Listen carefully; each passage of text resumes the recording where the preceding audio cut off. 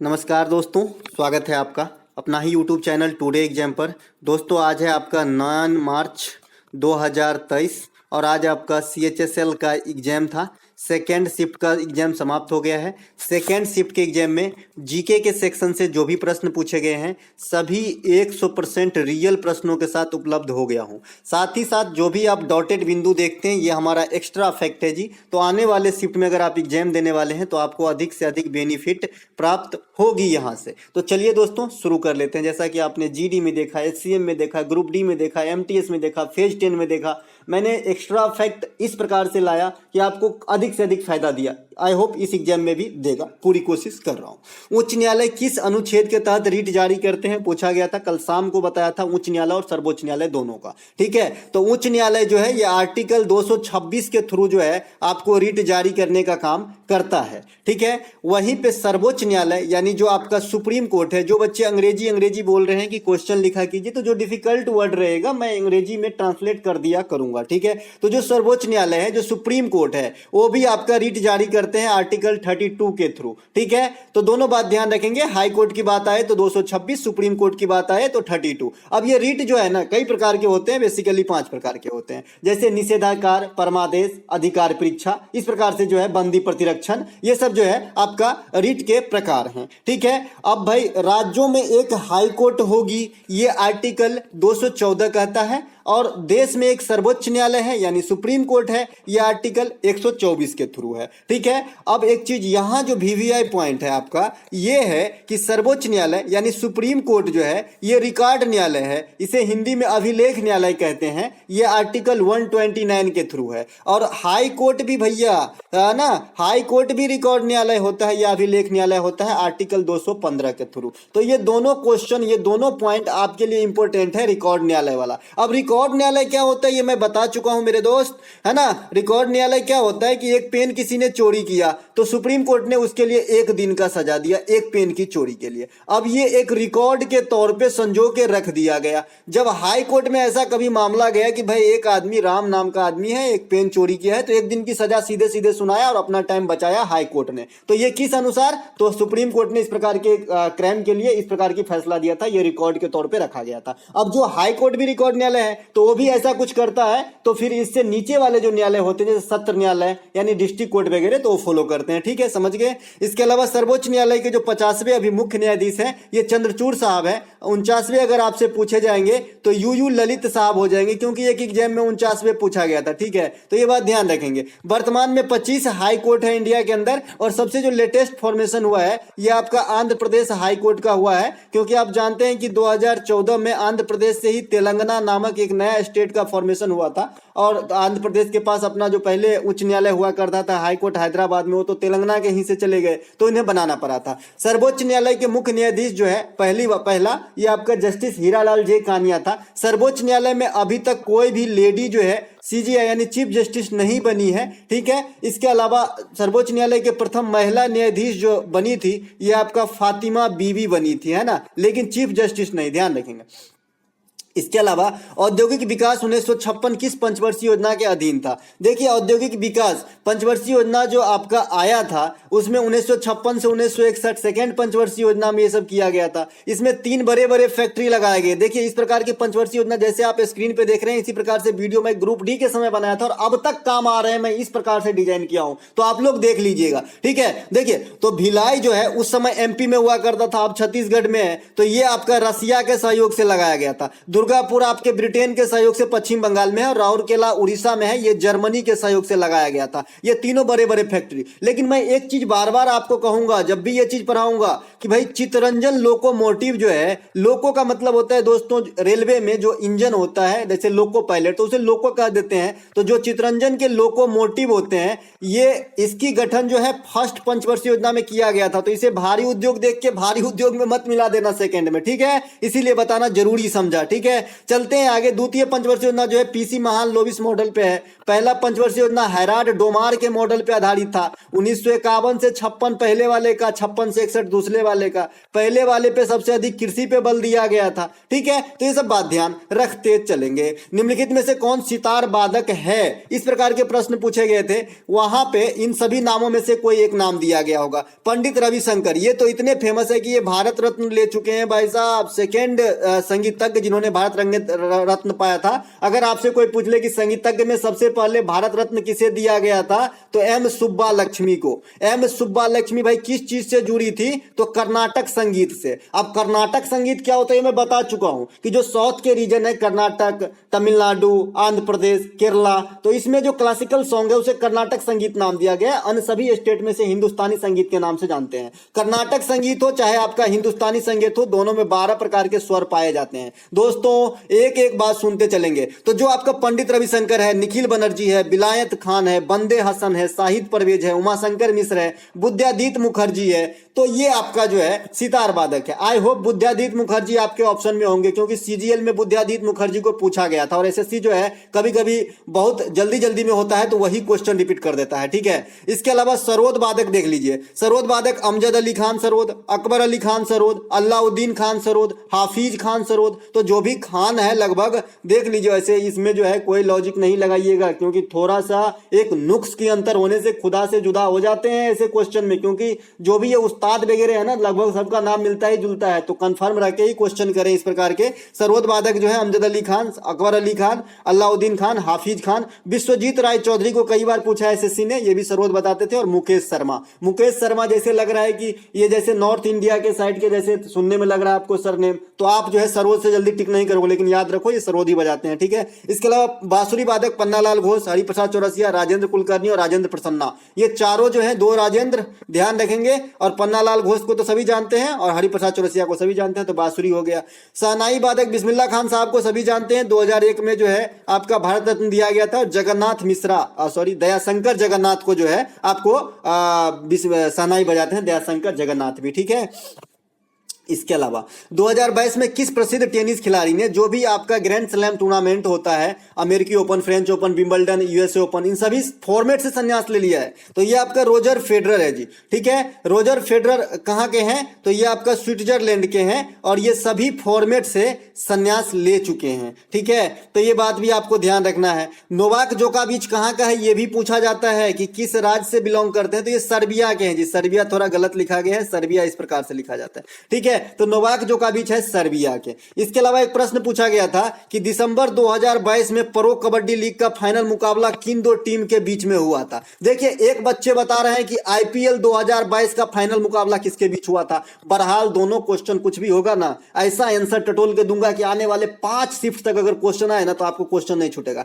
दिसंबर 2022 में pro kabaddi league का final जो है ये आपका Jaipur pink panther versus Puneri Paltan हुआ था। ठीक है, इसमें विजेता बने थे आपके जयपुर पिंक पैंथर्स और ये इनकी दूसरी टाइटल था। ठीक है, ये एक बार और जीत चुके थे। ठीक है, अभिषेक बच्चन जो है आपने देखा होगा इसी से जुड़े होते रहे जयपुर पिंक पैंथर से। ठीक है, प्रो कबड्डी लीग की शुरुआत कब होती है, तो 2014 में होती है और आईपीएल के जैसे ही लोकप्रिय है, लेकिन आईपीएल के जितना नहीं है। ठीक है, सबसे अधिक बार प्रो कबड्डी लीग जो है पटना पायरेट्स ने जीता है 3 टाइम। ठीक है, ये बात भी ध्यान रखना है। आईपीएल 2022 का फाइनल मैच जो है ये गुजरात टाइटंस और राजस्थान रॉयल के बीच में हुआ था 2022 के अंदर। 2022 में जो आईपीएल हुआ था ये 15वां आईपीएल होगा। 2016 में जो आईपीएल होगी ये आपका 2023 में जो आईपीएल होगी ये 16वीं आईपीएल होगी। 2023 के जो सबसे महंगा खिलाड़ी बिका है ना, ये आपका सैम कुरन बिका है। सैम कुरन को जो है पंजाब ने खरीदा है, ध्यान रखेंगे। पिछले वाले में ईशान किशन जो है सबसे महंगा था, मुंबई इंडियंस के लिए खेले थे। ठीक है,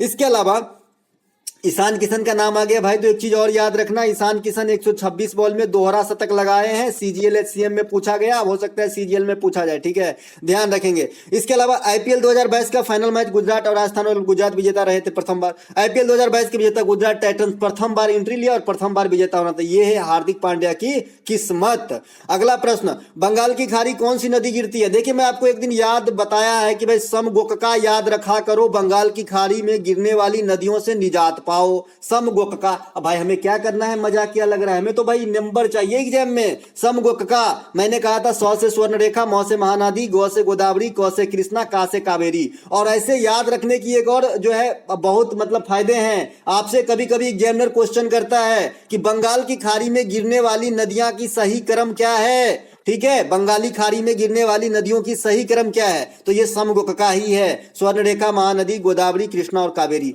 याद रखेंगे। ठीक है, गंगा नदी बंगाल की खाड़ी में ही गिरती है, लेकिन पहले बांग्लादेश में इंटर करने के बाद बांग्लादेश में गंगा नदी को पद्मा कहा जाता है। गंगा की सहायक नदी जरूर याद रखें, बहुत पूछा जाता है। राम गंगा नदी सबसे पहला सहायक नदी है गंगा का, और इंडिया में महानंदा नदी आखिरी सहायक नदी है गंगा का। ठीक है, तो ये सब ध्यान रखेंगे। गंगा में जो जलीय जीव डॉल्फिन पाया जाता है, राष्ट्रीय जलीय जीव घोषित किया गया है जी। गंगा सफाई कार्यक्रम का नाम नमामि गंगे था, और ये आपका आया था 2014 में, मोदी साहब आए और सब ये वाला जो है योजना लाए थे। ये सभी बातों को ध्यान रखते हुए, प्रभु का नाम लेते हुए आगे चलते हैं। ठीक है, अरब सागर में गिरता हुआ नदी जो है ये आपका नर्मदा है, ताप्ती है, ईटीसी। ठीक है, ताप्ती नदी पहले खंभात की खाड़ी के पास गिरती है, तो अरब सागर का ही पास, तो अरब सागर ही कहलाएगा। इसके अलावा नर्मदा नदी कहां से निकलती है, ये क्वेश्चन 2 करोड़ बार पूछा गया है, तो ये आपका अमरकंटक से निकलता है। अमरकंटक कहां है भाई, गुजरात में ना जी ना, एमपी में है। ठीक है, और ये उल्टा दिशा में बहता है, डेल्टा का निर्माण नहीं करता है, एंगस्चूरी बनाती है नर्मदा नदी। ये सभी बात ध्यान रखते चलेंगे। इसके अलावा सिंधु, सतलज, ब्रह्मपुत्र, ये तीनों नदी जो है आपका तिब्बत से निकलती है जी, तिब्बत मानसरोवर से। ठीक है, तिब्बत मानसरोवर से निकलती है आपका ये तीनों ही नदियां। ध्यान रखेंगे, अगर तिब्बत से ब्रह्मपुत्र नदी नहीं निकलता, इंडिया के किसी पार्ट से निकलता, तो इंडिया की सबसे लंबी नदी ब्रह्मपुत्र ही होता, क्योंकि ये गंगा से भी लंबा है। लेकिन ये देश के बाहर से निकलता है, इसीलिए सबसे लंबा नदी इन्हें नहीं कहा जाता है। भारत की राष्ट्रीय नदी गंगा सर्वाधिक लंबी है, जिसकी टोटल लंबाई 25-25 किलोमीटर है जी, है ना। इसके अलावा एक प्रश्न पूछा गया था, पानीपत की तृतीय लड़ाई में मराठा साम्राज्य के सेनापति कौन थे, सदाशिवराव भाऊ। पहले भी बताए हैं, एक बच्चा बताए भाई पानीपत की जो है दूसरी लड़ाई का बागडोर किसने संभाला था, एक बच्चा बताए भाई तीसरी लड़ाई में सेनापति कौन थे। तो क्वेश्चन दोनों हो, मैं आपका सारा मटेरियल यहाँ पे दूंगा, है ना। पानीपत की प्रथम लड़ाई जो है 1526 में इब्राहिम लोदी और बाबर के बीच में हुआ था। इब्राहिम लोदी के साथ ही दिल्ली सल्तनत के 5 वंशों की जो शासन थे वो समाप्त हो गई, और अंतिम शासक बने इब्राहिम लोदी। प्रथम शासक को जो मुझे कमेंट करके बताएंगे दिल्ली सल्तनत पे प्रथम शासक कौन थे दिल्ली सल्तनत का। ठीक है, इसके अलावा बाबर विजय होता है, बाबर मुगल वंश की स्थापना कर लेते हैं इंडिया के अंदर 1526 में, जो 1857 तक चला। उसके बाद गदर आंदोलन के बाद जो है अंग्रेज जो है अंतिम मुगल बादशाह बहादुर शाह जफर द्वितीय को कैद करके बर्मा रंगून ले गए, जहां पर उनकी मृत्यु हो गई। तब तक मुगल साम्राज्य चला, ऐसा माना जाता है। इसके बाद पानीपत की द्वितीय लड़ाई होती है जी 1556 में, अकबर और हेमू के बीच। इसमें जो है अकबर की विजय हो जाती है। ठीक है, एक पूछा जाता है कि अकबर के प्रारंभिक दिनों का जो है रीजेंट कौन था, तो बैरम खां को मारिएगा। एसएससी को बहुत पसंद है बैरम खां। ठीक है, ध्यान रखना। इसके अलावा अकबर के काल को मुगल काल के स्वर्ण काल कहा जाता है, ये बात भी ध्यान रखेंगे। एक बच्चा बता रहा था भाई शाहजहां के काल को, तो भाई शाहजहां के काल को स्थापत्य का स्वर्ण काल कहा जाता है। मुगल काल में स्थापत्य मतलब जो ये बड़े बड़े नक्काशी वगैरह बनाए गए। ठीक है, इसके अलावा पानीपत की तृतीय लड़ाई जो है 1761 में अहमद शाह अब्दाली और मराठों के बीच में हुआ था, जिसमें मराठों का सेनापति सदाशिवराव भाऊ था। हालांकि मराठों की हार हुई थी। अगला प्रश्न, तराइन के जो एक्स्ट्रा फैक्ट है, तराइन के जो प्रथम और द्वितीय 2 मुख्य लड़ाई हुए, तो प्रथम हुआ 1191 और द्वितीय हुआ 92 में। प्रथम में जो है पृथ्वीराज चौहान तृतीय की जो है विजय होती है, और सेकंड वाले में जो है पृथ्वीराज चौहान तृतीय की लॉस होती है, हार जाती है। ठीक है, दोनों बात ध्यान रखेंगे। इसके अलावा एक प्रश्न पूछा गया था, इनमें से कौन सा 7वें अनुसूची से संबंधित है। देखिए 7वीं अनुसूची में जो है संघ सूची, राज सूची और संवर्ती सूची के विषय को रखे गए हैं, लेकिन क्वेश्चन कुछ यूं नहीं था दोस्तों। ऑप्शन नहीं बताए बच्चे, बोला भाई इस फॉर्म में नहीं था। मैं पहले ही बोलता हूं भाई इस फॉर्म में क्वेश्चन ये नहीं था, लेकिन 7वीं अनुसूची से क्वेश्चन आया था। तो जिनका एग्जाम हो मुझे कॉमेंट करके बताएं कि क्वेश्चन के ऑप्शन क्या थे। ठीक है, तो इसमें सबसे पहले जान लीजिए संघ सूची, राज सूची, संवर्ती सूची, ये तो शामिल है ही है। इसके अलावा 7वीं अनुसूची का आर्टिकल अगर पूछा जाए तो 246 है। ठीक है, तो ये बात भी ध्यान रखेंगे। अब संघ सूची, राज सूची, संवर्ती सूची क्या होता है ये तो आप जानते ही है। ऑस्ट्रेलिया ओपन 2023 के विजेता कौन है, नोवाक जोकोविच है, सर्बिया के रहने वाले हैं। अभी अभी बात कर लिया हमने। ऑस्ट्रेलिया ओपन किस कोर्ट में होता है जी, हार्ड कोर्ट में। हार्ड कोर्ट में होती है ऑस्ट्रेलिया ओपन और अमेरिकन ओपन, ये दोनों हार्ड कोर्ट में खेली जाती है। विंबलडन जो है आपका ग्रास कोर्ट में खेली जाती है। इसके अलावा जो फ्रेंच ओपन है ये आपका क्ले कोर्ट में खेली जाती है, यानी मिट्टी वाली कोर्ट में खेली जाती है। इसके अलावा ऑस्ट्रेलिया ओपन 2023 के महिला एकल के विजेता जो है अरीना संबलेंका, अरीना समलेंका है। ठीक है, बाबर ने आराम बाग का निर्माण कहाँ करवाया था भाई? आगरा में। कंफ्यूज होकर अधिकांश बच्चे दिल्ली मार दिए, जो गलती किए, बहुत बड़ा ब्लंडर। ठीक है, 1528 में आगरा में जो है आराम बाग का निर्माण करवाए थे। उस समय जो है महाराज लोग जो है आराम करते थे इस प्रकार के गार्डन में, इसीलिए इसे आराम बाग शैली नाम दे दिया गया था। इसके अलावा प्रायद्वीपीय भारत की तटरेखा की लंबाई कितनी है? एक बच्चे बोल रहे हैं कि अंडमान निकोबार को रिलेट करके क्वेश्चन पूछा गया था, लेकिन ये भी क्वेश्चन पूरा नहीं है, फिर भी देख लीजिए। तो जो प्रायद्वीपीय भारत की जो है तटरेखा की लंबाई 5420 किलोमीटर, लेकिन ओवरऑल खाली प्रायद्वीपीय शब्द हटा दे, प्रायद्वीप भारत की तटरेखा की लंबाई, तो फिर 7500 हो जाएंगे। ठीक है, तो दोनों बात ध्यान रखेंगे। तटरेखा वाले में सबसे लंबी जो है गुजरात की तटरेखा है, सबसे छोटा जो है गोवा का तटरेखा है। एक प्रश्न पूछा गया था कि हाल ही में प्रधानमंत्री नरेंद्र मोदी ने कहा वाइल्ड लाइफ सेंचुरी का उद्घाटन किया है? एक बच्चे बोल रहे हैं फूड पार्क का कहाँ उद्घाटन किया है। भाई इतनी बड़ी कंफ्यूजन कैसे हो सकती है यार? एक लड़के तो बोल रहे हैं वाइल्ड लाइफ सेंचुरी, एक लड़के बोल रहे हैं फूड पार्क। अरे भाई वर्ल्ड लाइफ सेंचुरी और फूड पार्क में कहीं भी कोई मेल नहीं खाता है भाई। एक केरला है, दूसरा झारखंड है, लेकिन दोनों बता दूं थोड़ी थोड़ी, है ना। तो हाल में प्रधानमंत्री नरेंद्र मोदी ने जो वर्ल्ड लाइफ सेंचुरी का उद्घाटन 2022 के अंदर किया था, आपको याद होगा नामीबिया से आया था। आपका नामीबिया से क्या आया था, है ना? चीता आया था, चीता जी, है ना। और इसे कूनो वाइल्ड लाइफ में छोड़ा गया है ताकि प्रजनन करके जो है इसकी जो है संख्या में बढ़ोतरी हो सके। तो कूनो का उद्घाटन करने जो है पहुंचे थे एमपी के अंदर मोदी साहब। ठीक है, तो ये हो गया जी वर्ल्ड लाइफ सेंचुरी। हाल में प्रधानमंत्री ने फूड पार्क की स्थापना कहाँ की है? तो मैं बता दूं इंडिया में एक आध फूड पार्क नहीं है, 20 से अधिक फूड पार्क हो गए हैं। ठीक है, तो ये डिपेंड करता है कि भाई कौन सी ईस्वी, मतलब कौन सा ईस्वी दिया था, महीना दिया था और कहाँ कहाँ का नाम दिया था। तो ऑप्शन छांट के बनेगी ये क्वेश्चन। ठीक है, एक प्रश्न पूछा गया था कोलाइडी किसे कहते हैं? कोलाइड। तो कोलाइड भैया देखिए एक ऐसा रासायनिक मिश्रण होता है जिसमें एक वस्तु दूसरे वस्तु से समान रूप से प्रक्षेपित होते हैं, है ना, डिस्प्लेस्ड होते हैं। ठीक है, तो इसे बोलते हैं कोलाइड। इसके उदाहरण ले लीजिए तो समझ जाएंगे। उदाहरण होता है जिलेटिन, स्याही, ये सब जो है आपके कोलाइड के उदाहरण है। राजस्थान से कौन सी नदी निकलती है? इस प्रकार से भी प्रश्न पूछे गए हैं। तो राजस्थान से देखिए ऑप्शन तो नहीं मिले हैं, लेकिन राजस्थान से जैसे आपका लूनी नदी हो जाएगा, जाखम नदी हो जाएगा। जाखम काफी बार पूछा गया है, तो हो सकता है यही पूछा गया हो। लूनी हो जाएगा, जाखिम हो जाएगा। कांकनी एक नदी का नाम है जी, कांकनी, ये भी आपका राजस्थान से निकलता है, इत्यादि। ठीक है, तो दोस्तों ये थे आज के सेकंड शिफ्ट में ऐसे प्रश्नों के। आपको अच्छा लगा तो लाइक जरूर करें। मिलेंगे एक नए वीडियो में, तब तक के लिए जय हिंद।